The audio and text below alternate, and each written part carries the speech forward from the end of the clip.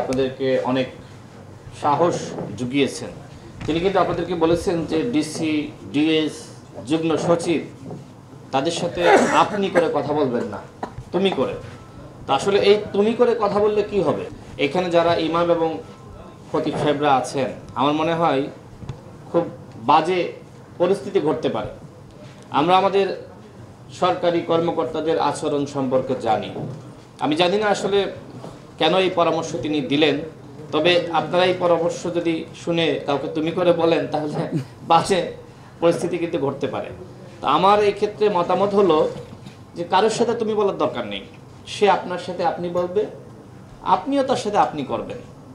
একে অপরকে সম্মান দিতে হবে। এই সম্মান এবং শ্রদ্ধার রাজনীতি, সমাজ ব্যবস্থা আমাদের প্রতিষ্ঠা করতে হবে। আমরা দেখেছি আওয়ামী লীগের সময় মসজিদের ইমাম আওয়ামী লীগের পক্ষে ইনিয়ে বিনিয়ে বক্তব্য দিয়েছে না?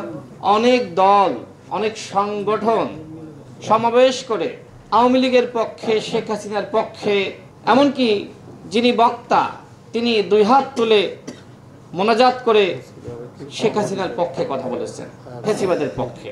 আবার অনেক আলেম, অনেক ওলামা, অনেক ইমাম তারা কিন্তু শেখ হাসিনার বিরুদ্ধে, স্বৈরাচারের বিরুদ্ধে কথা বলতে গিয়ে কারাবরণ করেছে, নিপীড়নের শিকার হয়েছে। অর্থাৎ সব আলেম যে আসলে জনগণের পক্ষে বা আপনাদের পক্ষে ছিল সেটি নয়, অনেক আলেম আবার জালেম ছিল। সুতরাং আমাদের এই দেশের মানুষ একইভাবে ভালো মন্দ সবাই আছে।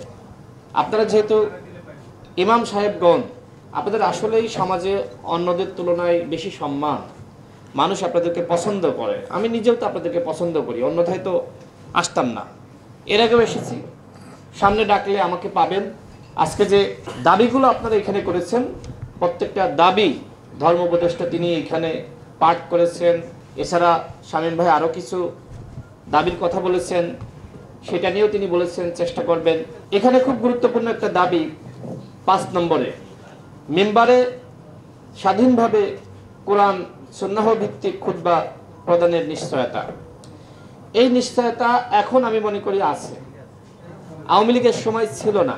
এই যে স্বাধীনতা আপনারা পেয়েছেন, এই স্বাধীনতা ধরে রাখার দায়িত্ব আপনাদের। এই যে একটি প্ল্যাটফর্ম আপনারা করেছেন, যদি সবাই এক থাকেন, একজনের চাকরি যদি চ্যুত করা হয়, একজনকে যদি বিপদগ্রস্ত করা হয়, 10 জন মিলে দাঁড়িয়ে যাবেন। এই জুলাই বিপ্লব আমাদেরকে নতুনভাবে স্বাধীনতা দিয়েছে।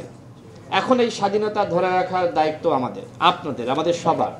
অন্যথায় একজনকে পিটাচ্ছে, একজনকে চাকরিচ্যুত করছে, আর আপনি ভয় পাচ্ছেন, আপনি তার পাশে দাঁড়াচ্ছেন না, তাহলে সেই আগের সংস্কৃতি আবারও ফিরে আসবে। আপনারা কথা বলুন অন্যায়ের বিরুদ্ধে। অবশ্যই মসজিদে অন্যায়ের বিরুদ্ধে কথা বলতে হবে। অনেকে বলে যে মসজিদ কোনো রাজনীতির জায়গা না। মসজিদ তাহলে কিসের জায়গা? আর রাজনীতি কিসের জন্য? রাজনীতি মানুষের জন্য। সুতরাং সঠিক রাজনীতির কথা মানুষকে বলতে হবে। ইসলাম কি রাজনীতির বাইরে? অবশ্যই না। আপনি রাজনীতি করবেন, এমপি হবেন, মন্ত্রী হবেন, দেশ চালাবেন, আর বলবেন ওই মসজিদকে রাজনীতির বাইরে রাখো। অবশ্যই রাজনীতির বাইরে রাখতে হবে, কিন্তু অন্যায়, অপরাধ, জালিমের বিরুদ্ধে কথা বলতে হবে। আপনি সেখানে বলতে পারবেন না যে অমুক দলকে ভোট দাও, অমুক দলকে দিও না। হ্যাঁ, এই কথাগুলো বলা যাবে না, কিন্তু স্বৈরতন্ত্রের বিরুদ্ধে কথা বলতে হবে, জালিমের বিরুদ্ধে কথা বলতে হবে, যে অপরাধ করছে তার বিরুদ্ধে কথা বলতে হবে। আলেমরা যদি মসজিদ থেকে শুরু করে, সেখানে অনেক মানুষ থাকে, ভালো কাজের পরামর্শ দিবে, অসৎ কাজের বিরুদ্ধে কথা বলবে। এটা তো খারাপ কিছু না, এটা রাজনীতি না। আমি মনে করি এটা যদি রাজনীতি হয়েও থাকে, এই রাজনীতি করার অধিকার আপনাদের আছে।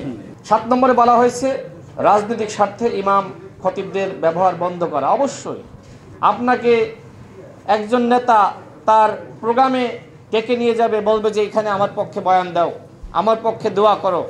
এইটা যদি আপনারা করেন তাহলে অন্যায় করবেন, পাপ করবেন।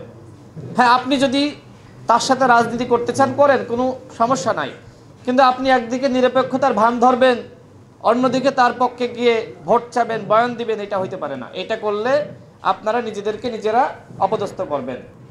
10 নম্বর খুব গুরুত্বপূর্ণ, জাতীয় সামাজিক পর্যায়ে বার্ষিক ধর্মীয় সম্প্রীতি। আমাদের দেশে গান বাজনা হয় না, কনসার্ট হয় না, হয়তো নাকি? রাষ্ট্র আয়োজন করে, করে না? করে তো। কিন্তু রাষ্ট্র কেন এই ধর্মীয় অনুষ্ঠানের আয়োজন করে না? কেন করে না? এই তরুণ সমাজকে, এদেশের মানুষকে শিক্ষা দেওয়ার জন্য, নৈতিকভাবে শিক্ষিত করার জন্য ধর্মীয় অনুষ্ঠানের আয়োজন রাষ্ট্রকে করতে হবে। এবং শুধুমাত্র যারা ইসলাম ধর্ম পালন করে তাদের জন্য না, বৌদ্ধ, খ্রিস্টান, অন্যান্য যে ধর্মগুলো রয়েছে তাদের জন্য করতে পারে আলাদাভাবে। এটা দরকার। এর মাধ্যমে কিন্তু ধর্মীয় শিক্ষা তারা পাবে। সর্বশেষ যে বিষয়টি আপনারা বলেছেন যে বৈষম্যবিরোধী ছাত্র আন্দোলনে যারা শহীদ হয়েছে, যে সকল আলেম, মাদ্রাসার শিক্ষার্থী, আমি মনে করি যে আপনাদের সামগ্রিকভাবে সবার পক্ষে কথা বলা দরকার। শহীদ হয়েছে তাদের পরিবারের ক্ষতিপূরণ, যারা আহত হয়েছে তাদের পুনর্বাসন। ইতিমধ্যে ধর্ম উপদেষ্টা বললেন যে একজন যোদ্ধার জন্য 8 কোটি টাকা পর্যন্ত খরচ হয়েছে। যদিও আমরা অনেক আক্ষেপের কথা শুনি যে অনেকে বিনা চিকিৎসায় মারা পর্যন্ত গিয়েছে।